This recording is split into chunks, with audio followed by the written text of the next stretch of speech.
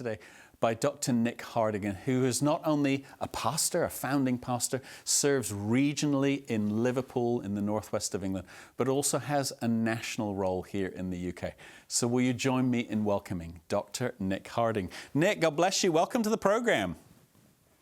Thank you so much, Fergus. It's really good to be with you. Now then, before we came live on air, you were telling us that, you absolutely love church, but church has had a difficult time in the last couple of years. Could you give our viewers a sort of an overview of how it has been difficult and why you think it has been difficult in these last couple of years? Absolutely. There's no doubt it's been a very testing time, not just for church members, but for church leaders too. I think church leaders have struggled as much as anybody to adapt to COVID and lockdown. And there's that kind of flexible adaptation going on all the time through that process that was very wearing for church leaders. But for church members, starved of fellowship, starved of physical contact, starved of just regularly being in those worship spaces, it's taken its toll. And of course, COVID itself has had massive impacts on church members all across the country, financially, in health, in relationships, families have struggled. At every level, it's had a huge impact. Now, Nic, we were saying before we went live that here at God TV, we are absolute fans of the local church. All of us on the Standing Together team are members of local churches. One of them runs a local church. But, sir, you were saying that since the age of 19, the Lord has got you out of bed with this passion for His church. We can't go any further. You have to tell us this story. Okay, well, so I became a Christian at the age of 12 from a non-churched background. And it was all new to me. I was very excited. And at the age of 19, I had the opportunity to go on a short-term mission with YWAM, Youth with a Mission. I'm sure many people are familiar with them.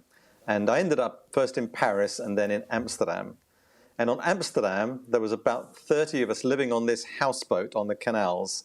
And we'd have this routine every day. I was as green as anything. I knew nothing, but I knew God was there. That was the most important thing. And each day would have its own routines. We'd get up in the morning.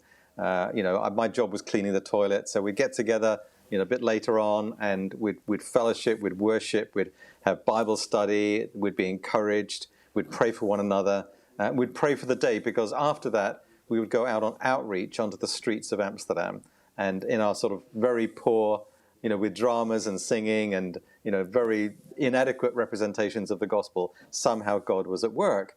And then in the evenings we'd come back and we'd invite people back to the boat. It was called the Ark. It was a fabulous boat. And amazingly, through all of our imperfections, God touched people's lives. Now, the significant thing about this was not just the outreach, which was great in itself, but it was, looking back, I would now describe this as my first experience of the kind of church that I'm still trying to help bring into being and looking for, helping to, to catalyze, to support other leaders who are trying to lead these kind of churches. So what I'm talking about here are churches where mission and discipleship are fully integrated into shared life communities. And that's exactly what we had in Amsterdam for those weeks in that summer holiday. As I was a student from Bristol at the time, a medical student, and that was my summer holiday. And I thought, this is what I want to live for. I want to figure out how do we do this at normal local church level, because the problem with any short-term mission, it can be a hothouse that then the local church struggles to replicate. But I thought, well, these three things have got to be at the heart of every church and all the time. So how do we do that? And the last 49 years, Fergus, have been me trying to figure that out and helping to be part of it and lead it where I can. So you've been trying to get back to a houseboat in Amsterdam for nearly the last 50 years. We're all green with envy right now. But these three things that you talked about the idea of mission, discipleship, and shared community, would you just unpack them for us, even one by one? Mission, discipleship, shared community, because I think we all want to be part of that church. Okay, so we do loads in the national network, Charis Connection, that I help lead. We do loads of training and teaching on all of this stuff. But at its heart, mission is where we empower and equip every individual at a local church level to be confident in sharing their story, We've all got a story to tell. How do we tell it in a winsome way? How do we tell it briefly? How do we tell it without religious jargon? How do we tell it in a way that invites more questions? Telling our story, talking about Jesus, and inviting people to something. Jesus was the master at getting invitations to meals in people's houses. And that's the thing I love most of all, is when I get invited into other people's spaces where I can, be myself, tell my story, and share about Jesus. So we're trying to give people confidence and competence in those areas. So at a grassroots level, we're training people, or we're helping church leaders to train their people to be missionally competent and missionally confident, so that in their normal everyday lives, we talk about where they live, learn, work, and play, they can be, do, and say the gospel. So, being the gospel is just that, who you are as a child of God, radiating the love of God wherever you go. The doing of the gospel, it's the acts of kindness, it's the demonstration of the gospel in practical ways, and the saying of the gospel, it's when those opportunities arise to be able to talk about our faith, talk about Jesus in a way that draws people towards him. So it's about equipping people at that level, Fergus. So Nic, I am all in. If you've got the God TV family around the world, we all want to be part of this. What could you tell us? What are some ABCs so that even in the next 14 days, the next 2 weeks, we could do some of this a little better? Okay. Number one, learn to tell your story. We train people to do this by thinking of 6 words, and we call it the 6-word story, the 6 words that you're going to hang your story on, so that you can just get so familiar with telling it. Don't get lost along the way. Don't start, rambling on and leave others bored and bemused. So my 6 words for my story are buried alive, answered prayer, and amazing adventure. So those are my, and if you want a biblical 6-word story, the blind man was blind, now I see. That would be his 6-word story. So, and those are the pegs I hang my story. And I can tell it in 2 minutes, I can tell it in 10 minutes. And I've told it so many times that it's the most natural thing in the world. People fear that, sharing my testimony is going to feel like an awkward, embarrassing and clunky thing to do. But the more you just have it as a normal part of conversations, the easier it becomes. And what I tend to do is I will always, because I want to genuinely love people. Everything comes from love. That's the motivation. And as I love people, I'm interested in them. So I'll ask them questions. I'll say, tell me about your life. If I'm on the bus or in a restaurant or walking down the street, bump in and chat with somebody, or I'm with a colleague at work. I'll say, "No, that's fascinating. Tell me more about that." And eventually, as I lovingly and genuinely show interest in their lives, often, and train journeys are a classic moment for me because when you're sitting next to someone, you've got a captive audience, and sometimes I've asked questions for up to an hour and a half, but eventually the other person says, tell me about you. What about you? And so, I have a little segue at this point. There's a little tip that I find really helpful, which is I just say, "Tell you what, that's a great question. Can I just tell you my story?" I've never yet had anybody say no to me, because basically people are nosy and curious, and I can tell my story, and by the way they respond to me sharing my story, or just bits of my story for whatever's appropriate, the way they respond to me helps me to know whether there's someone who's leaning in or turning away from the good news. And so I describe the people who are leaning in as people who are likely to be people of peace. The Luke 10 person that Jesus says, stay with this person because they're inviting you into their homes and their lives when you are sharing the gospel. So finding people of peace is an absolute gold nugget in terms of sharing our faith verbally. There's the being, the doing. The saying bit is the hard bit, and giving people just some small little tips along the way to help them grow in confidence and see effectiveness through. I can tell you loads of stories of where that's led to over time, but it's really simple. The 6-word story: be curious. We talk about be friendly. Say hi, how are you doing when you go in to get a coffee?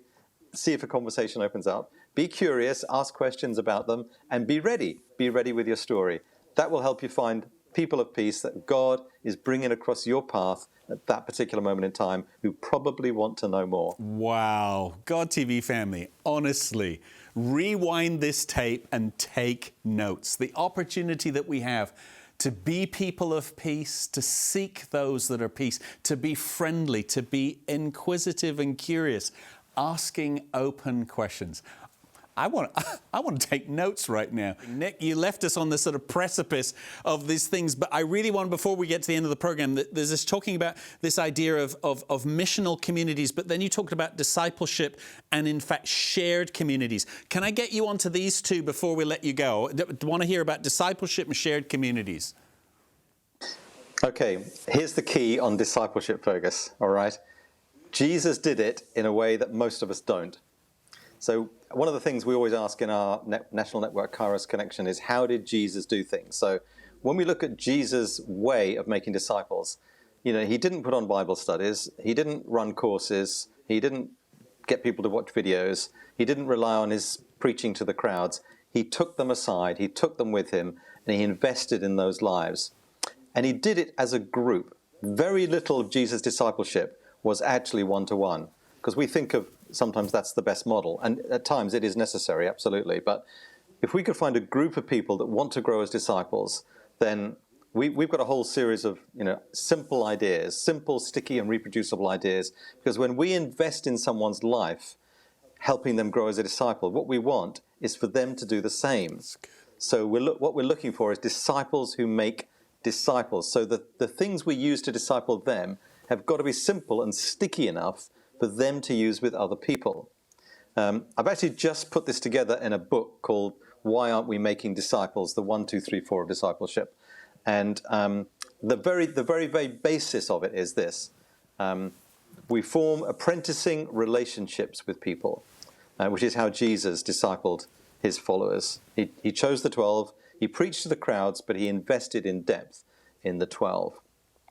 And he had the formal spaces, like the retreat in Caesarea Philippi, where he takes them away and who do you say that I am and all that sort of stuff. And he had the informal conversations as they were traveling along the way.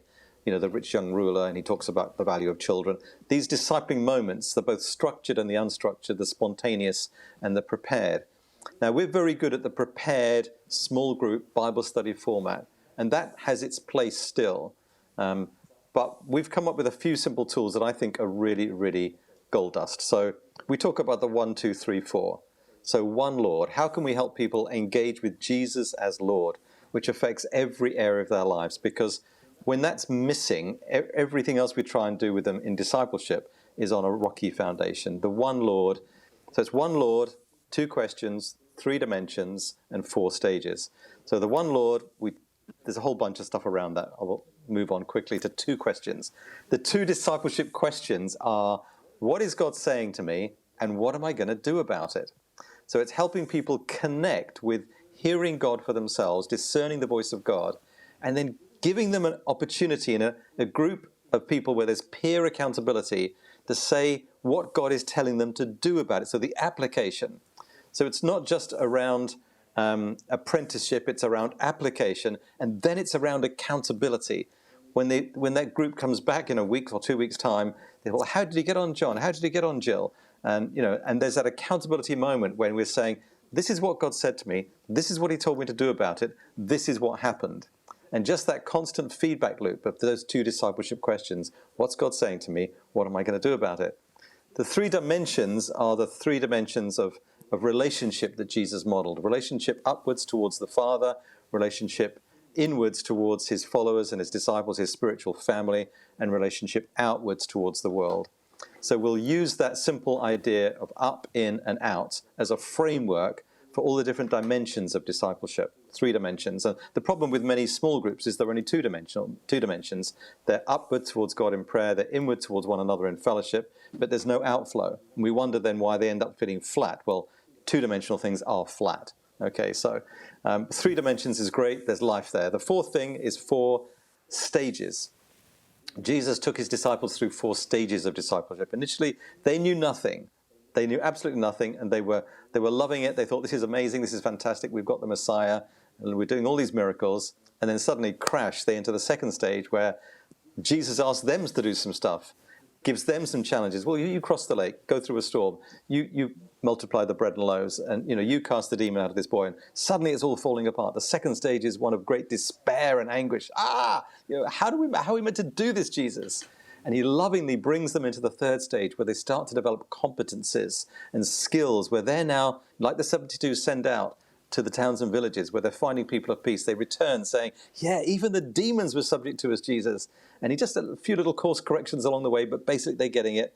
To the final stage where he says, I'm leaving you to it now, guys. You've got it. You're on your own. The Holy Spirit's with you, but I'm going back to heaven. The fourth stage of discipleship.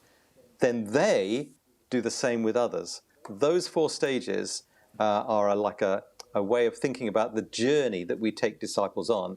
So they then are ready to start making other disciples themselves. So one Lord, two questions, three dimensions, and four stages. That's the simplicity at the heart of the way we do discipleship. Nic, this is extraordinary. You know, God TV family, I've been a believer for over 30 years. And as Nic is unfolding these four stages, I'm literally seeing my life in these steps and chapters unfold. Such wisdom, such profound understanding. If we want to be both discipled and disciple makers, then maybe we should engage with some of these key principles that Dr. Nic is talking about. Nic, before we let you go, you brought such wisdom to us, and we so appreciate both the wisdom and the grace that you brought us to. And frankly, we're still all envious of your barge in Amsterdam, I must confess. Sir, how do we get hold of you? How do we get hold of the information? How can we connect with you and the wisdom that you're sharing with us today? So the network is called Kairos Connection. It's Kairos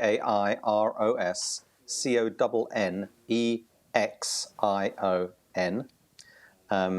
.org.